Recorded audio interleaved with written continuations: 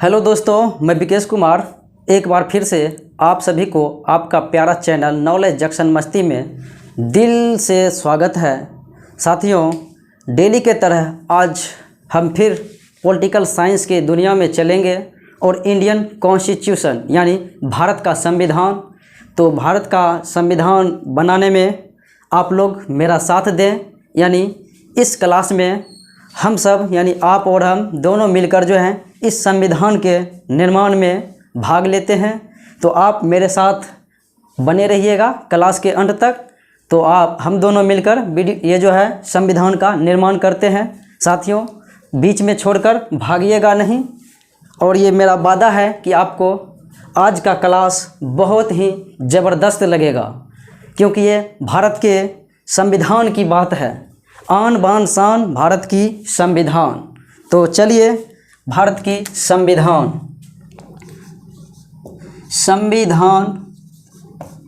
आपको तो पता है कि मैंने बोला है, संविधान एक प्रकार से यह नियम है, कानून है, व्यवस्था है, एक अधिनियम है जिसके अंतर्गत, जिसके दायरे में रहकर ही हम तमाम भारतीय को रहना पड़ता है। इसके दायरे में रहकर ही कुछ भी काम करना पड़ता है। यह एक प्रकार का कानून है और यह नियम है। तो इसी में हम देखेंगे कि संविधान का निर्माण किस प्रकार से होता है। आप जो देख रहे हैं, दुनिया का सबसे बड़ा लिखित संविधान किसी भी देश का है तो वो है अपना भारत। आखिर किस प्रकार से जो है दुनिया का सबसे लिखित संविधान भारत हुआ, तो चलिए बिना देर किए हुए चलते हैं। तो साथियों, संविधान के निर्माण के लिए जो है सर्वप्रथम संविधान सभा का गठन किया जाता है।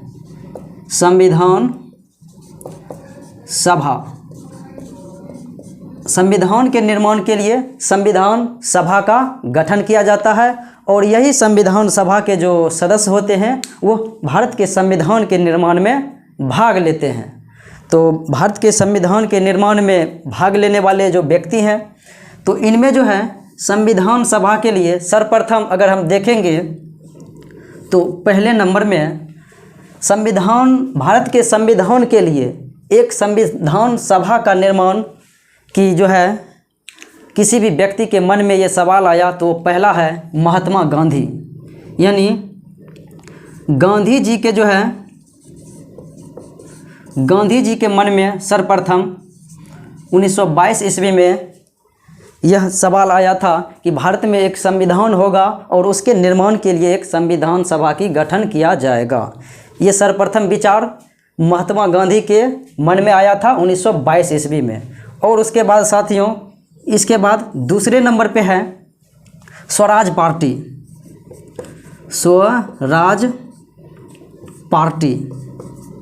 और ये पार्टी जो है इनकी स्थापना होता है 1 जनवरी 1923 को।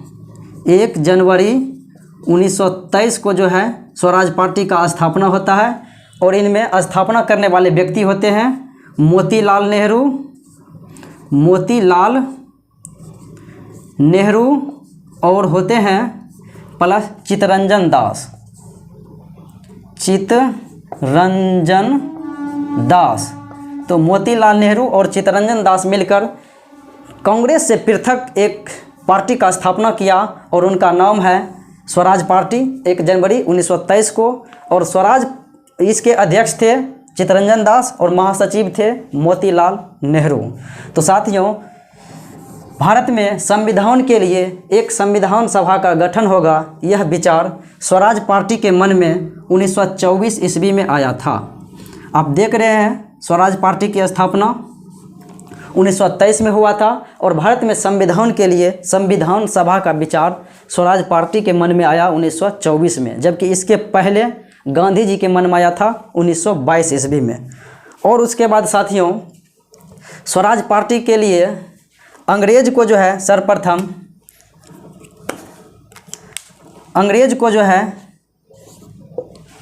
कब मन में आया, यानी कब वो राजी हुआ कि भारत में संविधान के लिए एक संविधान सभा होगा, तो वो आप जानते हैं कि अगस्त ब्रिटिश के मन में जो है ब्रिटिश के मन में विचार आया था कि भारत में एक संविधान होगा और इसके निर्माण के लिए संविधान सभा का गठन होगा, वो हुआ था अगस्त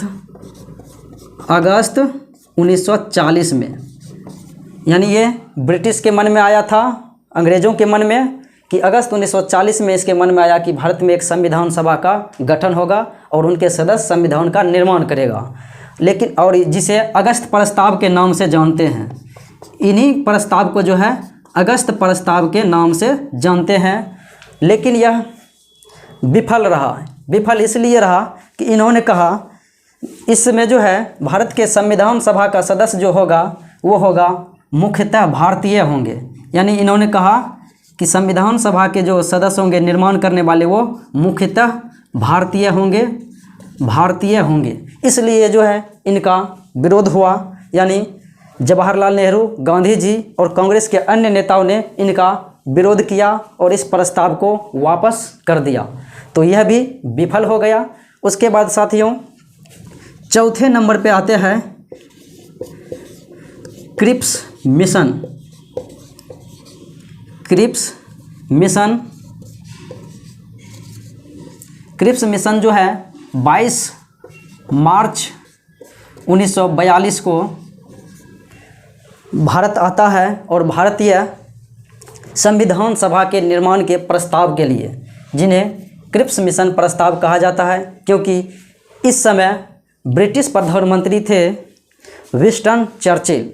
आपको पता है इस समय द्वितीय विश्व युद्ध का समय चल रहा था और द्वितीय विश्व युद्ध में ब्रिटिश प्रधानमंत्री विंस्टन चर्चिल साहब थे और इन्होंने 22 मार्च 1942 को भारतीय संविधान सभा के गठन के लिए क्रिप्स प्रस्ताव भेजा। और यह प्रस्ताव कहा था कि भारत को आश्वासन दिया था कि हम जो है आपके संविधान सभा का गठन करा देंगे, यानी संविधान के निर्माण में भाग लेंगे, लेकिन आप फिलहाल रुकिए द्वितीय विश्व युद्ध के बाद। यानी इन्होंने कहा कि युद्ध खत्म होते ही, विश्व युद्ध खत्म होते ही जो है हम आपके संविधान के निर्माण में संविधान सभा का गठन करा देंगे।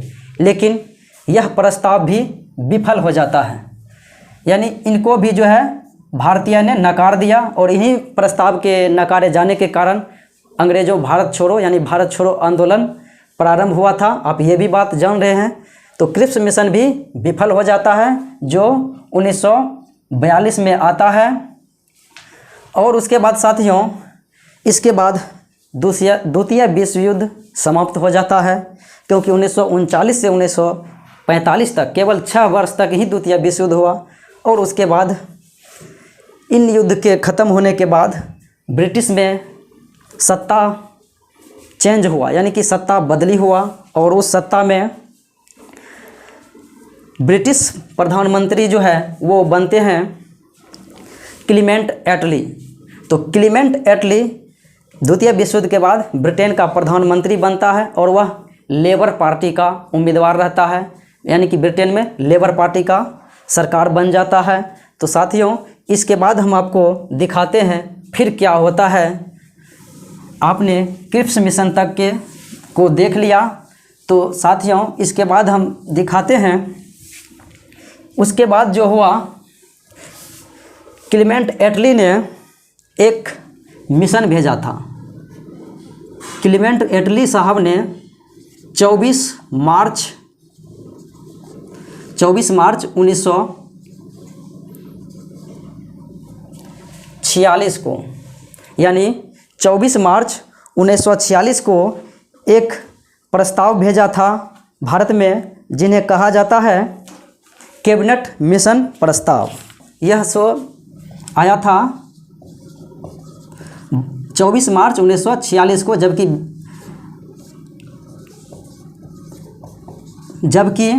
22 मार्च 1942 को आया था क्रिप्स मिशन। वो अलग था और ये अलग है। इस समय ब्रिटिश प्रधानमंत्री क्लीमेंट एटली होते हैं और वह जो है भारत में संविधान सभा के, यानी भारत में संविधान के निर्माण के लिए एक संविधान सभा का गठन किया गया और उन सदस्य के द्वारा संविधान का निर्माण होगा। इसलिए कैबिनेट मिशन 1946 में भारत आया और इस मिशन में 3 सदस्य थे। इस मिशन में 3 सदस्य थे और वो एक सदस्य थे स्टेफोर्ड क्रिप्स।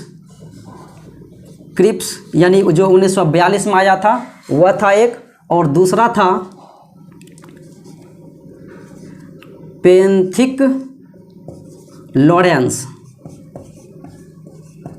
दूसरा पेंथिक लॉरेंस था, और तीसरा व्यक्ति था A.B. अलेक्जेंडर। यानी 3 सदस्य को 24 मार्च 1946 में क्लीमेंट एटली ने भारत भेजा था, और यह क्रिप्स ये कैबिनेट मिशन के नाम से जाना जाता था। ये ब्रिटिश मंत्रिमंडल के द्वारा भेजा गया, और इन मिशन कैबिनेट मिशन जो आया था इनके अध्यक्षता कर रहे थे, अध्यक्ष थे पेंथिक लॉरेंस। इन मिशन के अध्यक्ष कौन थे? पेंथिक लॉरेंस। और ये 3 सदस्य को भेजा था भारत में संविधान सभा की निर्माण के हेतु। तो संविधान सभा के निर्माण के हेतु साथियों 3 सदस्य को भेजा, और इस कैबिनेट मिशन ने भारत में संविधान सभा के गठन के लिए सीटों का जो है आवंटन किया था। इन्होंने संविधान सभा का गठन के लिए जो है 1946 ईस्वी में संविधान सभा के जो है सदस्यों का इन्होंने ब्यौरा रखा कि इस संविधान सभा में कितने सदस्य होंगे। तो इन्होंने 389 सदस्य का निर्धारण किया। तो साथियों आप पूछेंगे इन्होंने 389 सदस्यों का निर्धारण कैसे किया, क्यों किया? आखिर इससे ज़्यादा भी हो सकता है और इससे कम भी तो हो सकता है, लेकिन इन्होंने इसलिए किया कि उस समय भारत की जनसंख्या जो है 40 करोड़ लगभग था। तो 40 करोड़ जनसंख्या था। इन्होंने इस जनसंख्या में जो है 10 लाख के आबादी पर जो है 1 सीट का आवंटन किया था। यानी 10 लाख के आबादी पर 1 सीट का विभाजन किया गया था, डिवाइड किया, तो इन मिला के इनको लगभग 389 सदस्य मिलते हैं। तो 389 सदस्य आप देख लिए हैं कहाँ आया, वो 10 लाख आबादी पर जो है 1 सीट का आवंटन किया गया था। इसके बाद साथियों इनमें जो है देखिए 389 सदस्यों में कितने भाग कैसे कैसे बांटा गया था।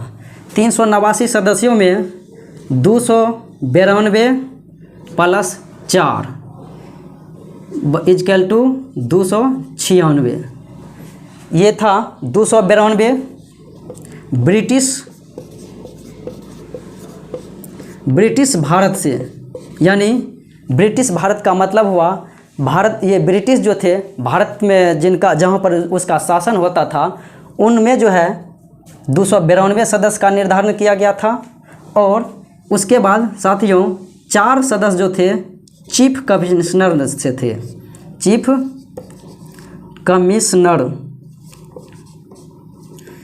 कमिश्नर से 4 सदस्य थे, और ये 4 चीफ कमिश्नर थे उस समय दिल्ली, उसके बाद था अजमेर, और उसके बाद था कुर्ग कर्नाटक वाले, और एक था बलूचिस्तान। यानी यह जो था 4 गो चीफ कमिश्नर था भारत में, और 401 गो सीट जो है यहाँ पे एक सदस्य का लिए निर्धारण किया था। और वो दिल्ली, अजमेर, कुर्ग कर्नाटक वाले, और ये बलूचिस्तान जो पाकिस्तान में है। यानी इनका जो है यहाँ से निर्धारण किया गया बलूचिस्तान। अब साथियों उसके बाद जो था 93 सदस्य जो था वो देसी रियासत को दिया गया था। 93 सदस्य देसी रियासत से, यानी 93 सीट जो है देसी रियासत के लिए क्या, क्योंकि भारत में यानी ब्रिटिश का जहाँ पे शासन चलता था वहाँ पे 292 था, जहाँ पे चीफ कमिश्नर हुआ करता था वहाँ पे 4 सीट दिया गया था। यानी कुल ब्रिटिश और चीफ मिला के 296 सदस्य था। और 93 जो था उस समय देसी रियासत, क्योंकि यहाँ पे छोटे बड़े रजवाड़े शासन करते थे, तो उनके लिए 93 सीट जो है निर्धारित किया गया था। और साथियों आप कहिएगा संविधान सभा का निर्वाचन, ये जो है इनके सदस्य का निर्वाचन कैसे होगा? इतने सदस्य जो देख रहे हैं, इतने सदस्यों का निर्धारण किया था चुनाव प्रक्रिया के द्वारा। यानी वो प्रत्यक्ष चुनाव के द्वारा जो है वो प्रत्यक्ष यानी उस समय वयस्क मताधिकार नहीं चलता था, और प्रत्यक्ष चुनाव प्रक्रिया के द्वारा इतने सीटों का और इतने सीटों का जो है मनोनीत करके किया गया था।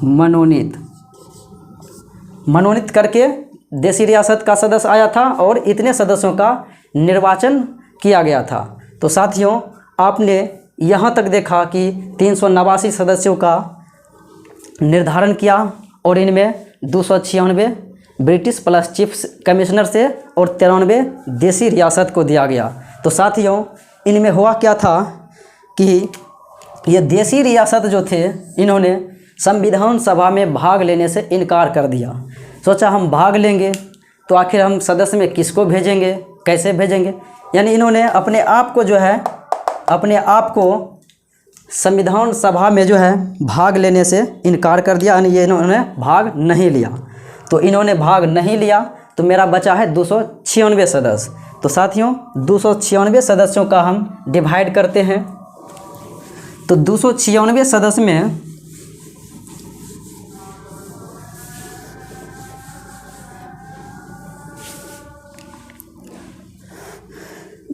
296 सदस्य में जो है 296 सदस्यों में इनमें कुल 3 संप्रदाय थे। पहले संप्रदाय देख लेते हैं कौन कौन सा था। संप्रदाय यानी कि कौन सा जाति भाग ले रहा था। इनमें था मुस्लिम प्लस सिख और प्लस था सामान्य। यानी इन 2 संप्रदाय, मुस्लिम और सिख के बाद जो भी संप्रदाय आते थे उनको सामान्य वर्ग में रखा गया। और इनके बाद साथियों, इनमें कुल 2 दल थे। यानी पार्टी कितना था, 2 पार्टी था। एक पार्टी था कांग्रेस, एक पार्टी कांग्रेस था और दूसरा पार्टी मुस्लिम लीग था। मुस्लिम लीग। तो साथियों, मुस्लिम लीग का स्थापना जो हुआ था वह 1906 ईस्वी में हुआ था। बता देते हैं, ढाका में हुआ था, बांग्लादेश की राजधानी जो है वर्तमान में। और यह जो है सलीम उल्लाह और आगा खां मिलकर किया था। आगा खां, और जबकि आगा खां इनके अध्यक्ष थे। आगा खां इनके अध्यक्ष थे, सलीमुल्लाह और आगा खां मिलकर जो है ढाका में 1906 में मुस्लिम लीग पार्टी का स्थापना किया था। और संविधान सभा में ये 2 पार्टियां और ये 3 संप्रदाय भाग ले रहा था। तो साथियों, इन 3 संप्रदाय में जो है सीट का विभाजन इस प्रकार से किया गया था कि 213 सदस्य सामान्य वर्ग को दिया गया था और उसके बाद सिख वर्ग को 4 सदस्य दिया गया था और मुस्लिम को 79 सदस्य दिया गया था। यानी इतने सीट जो है सामान्य वर्ग के होंगे, इतने सदस्य, और 4 सिख से होंगे और 79 मुस्लिम संप्रदाय से होंगे। 79 मुस्लिम लीग मुस्लिम संप्रदाय जो है, मुस्लिम जाति वो होंगे, और 4 सिख संप्रदाय के होंगे सदस्य, और सामान्य वर्ग में यानी जनरल वर्ग में जो है इस प्रकार से 296 का विभाजन इस प्रकार से किया। और इनमें जो है जब निर्वाचन हुआ 296 सदस्यों में, क्योंकि आपने देखा कि देसी रियासत का जो है 93 सदस्य उन्होंने भाग नहीं लिया तो हमको चुनाव करना है 296 पर ही, और वो भी 10 लाख के आबादी पर 1 सीटों का आवंटन किया गया था। तो साथियों, इनमें जो है इन 296 में कांग्रेस ने 208 सीटों पर जीत दर्ज की। यानी निर्वाचन हुआ और निर्वाचन में कांग्रेस ने 208 सीट पर अपना जीत दर्ज किया। और उसके बाद बचता है मुस्लिम लीग, इन्होंने 73 सीटों पर जीत दर्ज की। उसके बाद अन्य जो थे स्वतंत्र उम्मीदवार, निर्दलीय उम्मीदवार, और उन्होंने 15 सीट हासिल किया। यानी यह जो है जीत है, कौन कितना जो है सीटों से जीता है, यह इस संविधान सभा के निर्माण के लिए सदस्य के लिए रूप में, संविधान सभा के सदस्य के रूप में कांग्रेस ने 208 सीटों पर दर्ज किया, मुस्लिम लीग 73 सीटों पे, और अन्य जो हुए थे योजित हुए अन्य उम्मीदवार यानी स्वतंत्र उम्मीदवार ये थे, ये किसी भी पार्टी से नहीं थे, ये छोटे बड़े अपने पार्टी से थे। तो देखिए 296 होता है कि नहीं, 208 प्लस 73 प्लस 15, तो 208 3 11 11 5 16 6 20 7 27 1 28, एक बाकी था मेरा तो 29, 296 आ गया। अब इन्हीं में जोड़ते हैं 213 प्लस 79 प्लस 4, तो देखिए 3 9 12 4 16 के 6 बाकी 1 21 7 28 1 29, एक बाकी था। यानी 296 सीटों का विभाजन इस प्रकार से किया कि इतना सदस्य होंगे मुस्लिम के होंगे, मुस्लिम जाति के, 4 सिख जाति के, और सामान्य वर्ग के जो होंगे 213 होंगे। और इनमें 2 पार्टियों ने हिस्सा लिया, 208 सीट कांग्रेस ने जीता और मुस्लिम लीग 73 सीटों ने जीता, और अन्य जो सदस्य थे वो अन्य में जो थे स्वतंत्र उम्मीदवार वह 15 सीट हासिल किया। इस प्रकार से आप देखिए इतने सदस्यों ने अब संविधान सभा में भाग लेंगे और उसके बाद संविधान सभा का बैठक होगा। लेकिन साथियों इनमें देखिएगा कि भीमराव अंबेडकर यानी बी आर अम्बेडकर का जो है अंबेडकर का निर्वाचन हुआ था बंगाल से हुआ था। और यह बंगाल क्षेत्र जो है आप देखेंगे संविधान सभा का जब बैठक करेंगे तो उनमें भारत और पाकिस्तान अलग हो जाते हैं और यह बंगाल क्षेत्र जो था पाकिस्तान में चले जाते हैं। उसके बाद संविधान सभा का में जो है अंबेडकर साहब फिर बम्बई प्रेसिडेंसी से चुनाव लड़ते हैं। एक सीट वहाँ से बम्बई से खाली कराया जाता है, बम्बई प्रेसिडेंसी से